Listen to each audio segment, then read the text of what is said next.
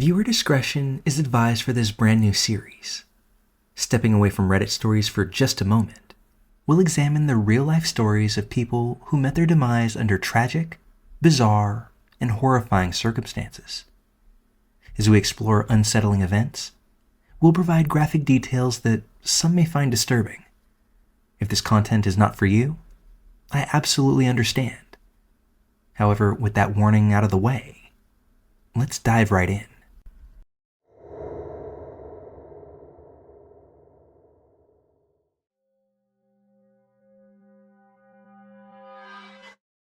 Imagine traveling abroad, excited for a well-deserved vacation.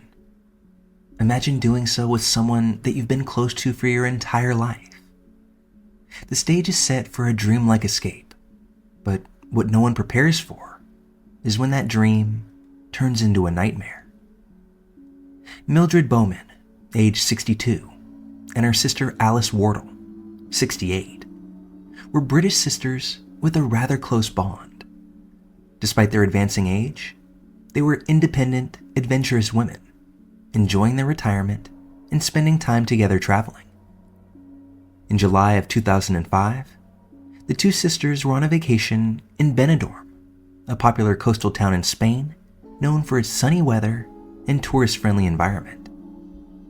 They had rented an apartment in the seaside city, ready for a relaxing getaway. Benidorm, with its sandy beaches and bustling nightlife, had long been a favorite destination for European tourists, offering a perfect mix of relaxation and entertainment.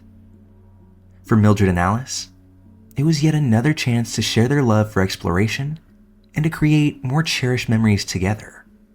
The sisters, like so many others before them, probably had no concerns when they settled into their rental apartment.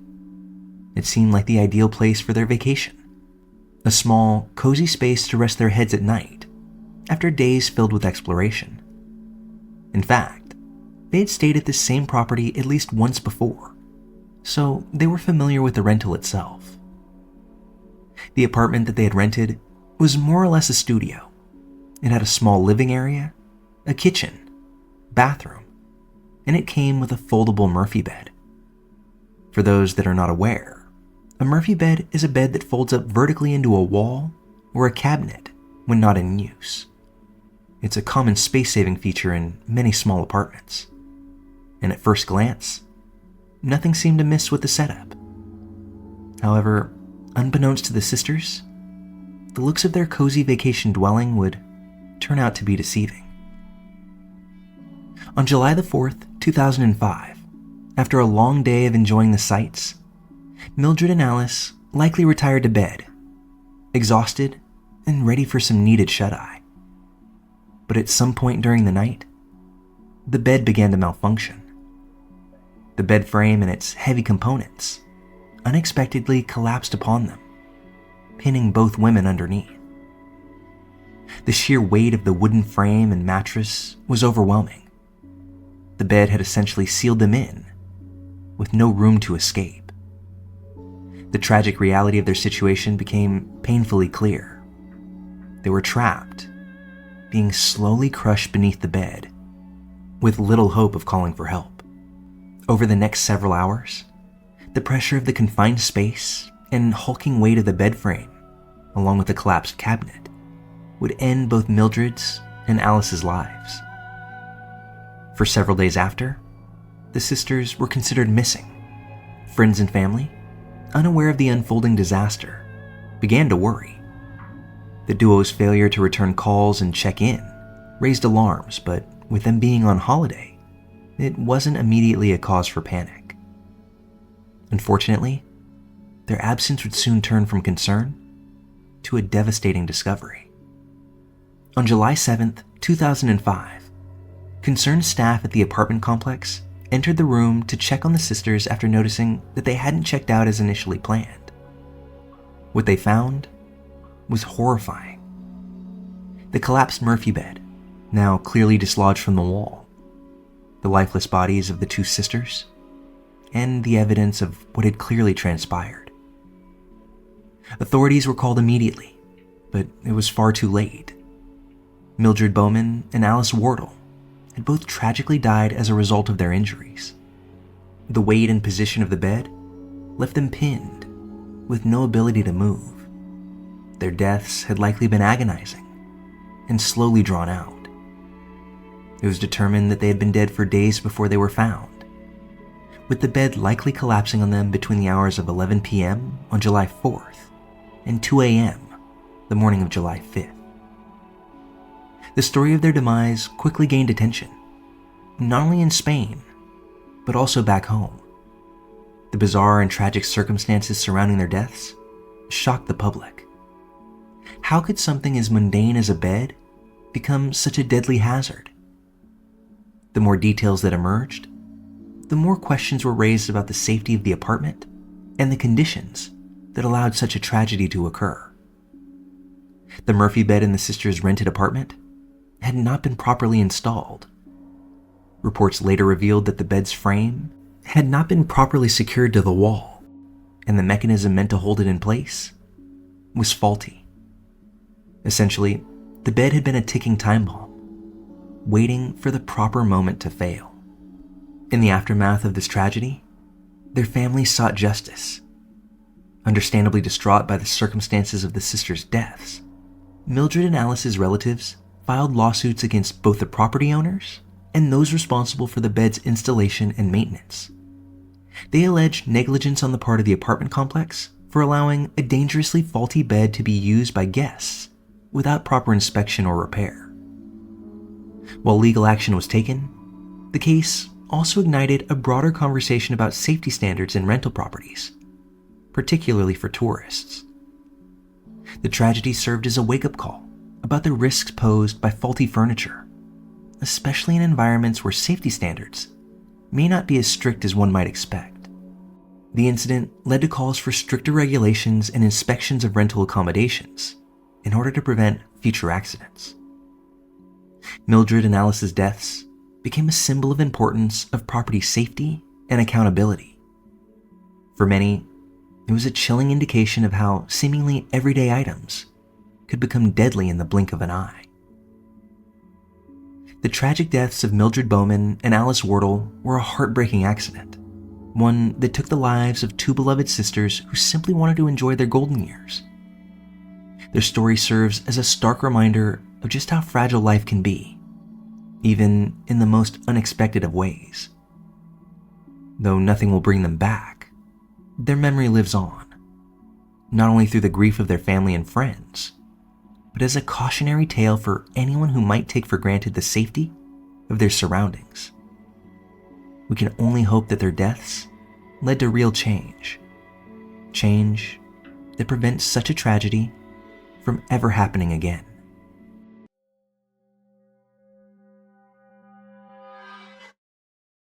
A prize competition that seemed harmless, a new gaming console on the line, and a radio station pushing the limits for entertainment. What could possibly go wrong? But for Jennifer Strange, a young mother of 3, this seemingly innocent contest would lead to a horrific and completely avoidable tragedy, one that still holds lasting ramifications even to this day. It was January the 12th, 2007, when Jennifer Strange, a 28-year-old woman from Rancho Cordova, California, participated in a contest held by a Sacramento radio station, KDND 107.9. The contest, which was humorously titled "Hold Your Wii for a Wii," had a simple premise. Contestants would drink large amounts of water without using the restroom, with the promise that the last person to relieve themselves would win a brand new Nintendo Wii game system. The Nintendo Wii was one of the hottest gaming consoles at the time, with high demand and limited availability, making it a coveted prize. Jennifer, like many others, was eager to win the console for her children. Her 3 kids were excited about the prospect of having the latest in gaming technology, and the thought of surprising them with a Wii was enough to motivate her to participate in the contest. Jennifer was described by friends and family as a loving mother, a compassionate woman, and someone who was always thinking of others. Entering the competition was her way of going above and beyond to make her kids happy.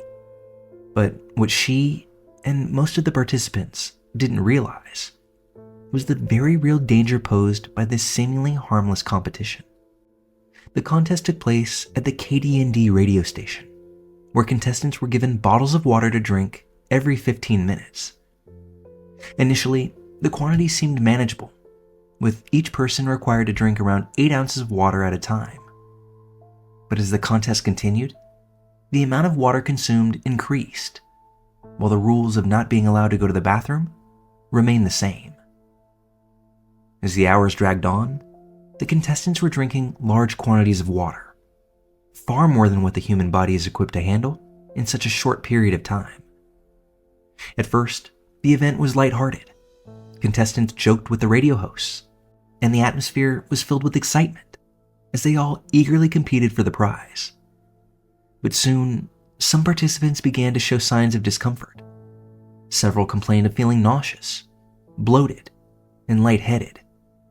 This included Jennifer. Jennifer managed to drink nearly 2 gallons of water in just over 70 minutes, all while holding in the urge to use the bathroom. Despite the growing discomfort, she pushed on, determined to win the contest for her kids. Radio hosts and staff laughed off the complaints, even making jokes about the bloating and discomfort that the contestants were experiencing. What neither Jennifer nor the station seemed to understand at the time was that her symptoms were signs of a potentially fatal condition, hyponatremia, more commonly known as water intoxication. This condition occurs when a person consumes an excessive amount of water in a short period of time, diluting the sodium levels in their blood to dangerously low levels. This imbalance causes cells in the body to swell, and in severe cases, can lead to brain swelling, seizures, coma, and even death. Jennifer eventually withdrew from the competition, citing severe pain and discomfort. She even commented to one of the station employees that she felt unwell and complained of a terrible headache. Despite the warning signs, no medical professionals were on site, and the station staff brushed off the concerns. After leaving the contest, Jennifer made the short drive back to her home, but her condition worsened rapidly. By the time she was inside her house, she was in immense pain and started experiencing severe symptoms associated with water intoxication, including confusion and loss of consciousness. Her mother later reported that Jennifer called her, saying simply, "I'm not feeling right, Mom. Something is wrong." Later that afternoon, Jennifer was discovered deceased in her home. The cause of death was determined to be acute water intoxication, a direct result of the contest she had participated in only hours previously. The news of Jennifer Strange's death shocked not only her family and friends, but the entire Sacramento community and beyond. The radio station's seemingly innocent contest had turned deadly, and the questions of accountability, negligence, and oversight began to surface almost immediately. Following Jennifer's death, her family filed a wrongful death lawsuit against the parent company of KDND. The lawsuit alleged that the station and its employees were negligent in conducting the contest, ignoring clear signs of distress among the participants, and failing to provide appropriate medical supervision or warnings about the dangers of what these contestants were doing. As the lawsuit progressed, troubling details emerged. Audio recordings from the contest revealed that the radio hosts had been made aware of the risks during the event. A registered nurse even called in to warn the station that drinking too much water in a short period of time could be fatal. But the advice was disregarded by the on-air personalities, joking that the contestants had signed releases and that they'll be fine. This cavalier attitude toward the participants' health, coupled with the station's failure to provide any medical guidance, was a critical factor in the case. In 2009, a Sacramento jury awarded Jennifer Strange's family $16.5 million in damages. The jury found that the radio station had acted with gross negligence by failing to recognize the danger of water intoxication and by ignoring the warnings during the contest. The lawsuit and Jennifer's untimely death led to significant scrutiny of KDND 107.9. In the wake of the incident, the station was eventually shut down. The Hold Your Wee for a Wee contest became a cautionary tale about the dangers of irresponsible promotions and publicity stunts. Jennifer Strange's death was a devastating and preventable tragedy. What should have been a fun and harmless contest for a prize turned into an utter nightmare, leaving 3 children without their mother and a family shattered by grief. Her story serves as a powerful reminder of the importance of understanding the risks involved in any activity, no matter how innocent it may seem, and the critical need for proper oversight when hosting events such as these. Now 17 years removed from this heartbreaking incident, the question still remains: how many tragedies could be avoided if we took a moment to think about the real-world consequences of what we feel are innocuous actions?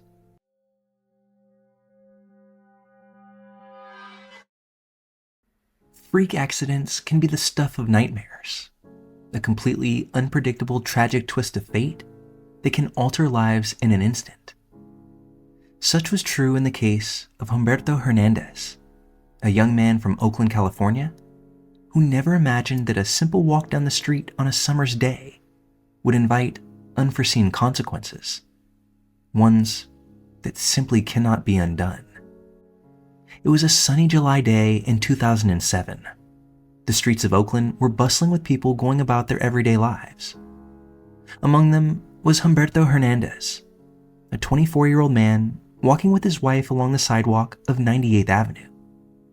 By all accounts, it was an ordinary afternoon, one filled with no particular signs of danger or warnings of what was to come. At that very moment, just down the street from Humberto, a car was speeding down the road. The driver, either distracted or simply reckless, lost control of the vehicle. The car swerved sharply, veering off its path, and in an instant, a split second that would forever change lives, the car slammed head-on into a fire hydrant. The impact was so forceful that the fire hydrant was ripped clean from the ground, with a powerful spray of water shooting into the air from the broken pipe beneath. But what came next was beyond anyone's wildest imaginings. The immense pressure from the water below launched the fire hydrant into the air like a missile. The 200-pound chunk of metal became a deadly projectile, sent flying down the street at an incredible speed. In a terrifyingly swift and tragic moment, the airborne fire hydrant struck Humberto in the back of the head. The force was catastrophic. He was killed instantly, collapsing to the ground before anyone around could comprehend what had just happened. His wife, who was walking mere inches from Humberto at that moment, was left unharmed but obviously horrified. In a matter of seconds, an ordinary walk down the street turned into a fatal disaster. Emergency services rushed to the scene, but there was nothing they could do for the young man. The impact of the fire hydrant had been so severe that his skull had been crushed and nearly blown out. Police and investigators arrived to assess the situation, struggling to piece together how such an improbable and freak accident could have occurred. In the aftermath, Oakland residents were left in disbelief. A fire hydrant, an everyday object seen on countless street corners, had become the unlikely instrument of death. How could such a thing happen? How could a day so normal end in such an extraordinary tragedy? As investigators examined the details, it became clear that a combination of high-speed driving and infrastructure failure had created an unfortunate perfect storm. Fire hydrants are designed to be sturdy and secure, but when struck with enough force, especially at high speeds, the powerful water pressure beneath can turn them into unforgiving missiles. The driver of the vehicle, whose identity was not immediately released, stayed at the scene and cooperated with authorities. It was determined that the driver was at fault for the accident, having lost control of the car and hitting the hydrant. While there were no indications of malicious intent, the incident raised questions about reckless driving and the potential consequences of such behavior. Humberto Hernandez's death became a sobering reminder of how quickly life can change. It wasn't a high-risk activity or even a dangerous job that took his life. He was simply walking down the street. The randomness and brutality of the accident struck a chord with the public, leading many to reflect on how unpredictable life can be. In the days that followed, the Oakland community rallied around Humberto's family. Shock, grief, and sadness filled the neighborhood, with many struggling to comprehend the sheer improbability of what had happened.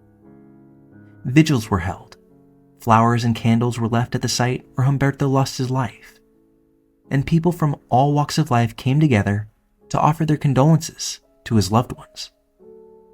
Humberto's death also led to further discussions about road safety and the importance of securing city infrastructure. While the hydrant had been properly installed, the incident highlighted the devastating consequences of reckless driving. Some called for increased traffic enforcement in the area, while others pushed for more barriers around hydrants or other safety measures that could prevent such an accident from happening again. Though the driver remained at the scene and cooperated, they faced legal action for the events that led to Humberto's death. Ultimately, the accident was deemed a result of reckless driving, and subsequent charges were brought against the driver for their role. However, for Humberto's family, no legal consequences could ever undo the devastation they had endured. The senseless and random nature of his death was a painful reminder of how fleeting life truly is. The tragic death of Humberto Hernandez was one of those accidents that defied logic, a freak occurrence that left a lasting impact on all who have heard the story. One moment, Humberto was simply walking down the street with his wife, and the next, his life was snuffed out in one of the most unpredictable ways imaginable. In the end, Humberto's death serves as a somber lesson to us all. Life can change in an instant, and sometimes danger comes from the most unexpected places. Whether it's a careless driver or a piece of metal we pass by every day, we can never truly know what might happen. What we can do, however, is hold our loved ones close and appreciate every moment that we have to share. Thank you so much for hanging with us while we explored some of the strangest and most tragic ways that people have met their demise. If you found these stories interesting, be sure to give it a thumbs up and hit that subscribe button for more chilling and unsettling tales like these. Don't forget to follow along so you never miss a new upload. Thank you again, and I hope to see you on the next one.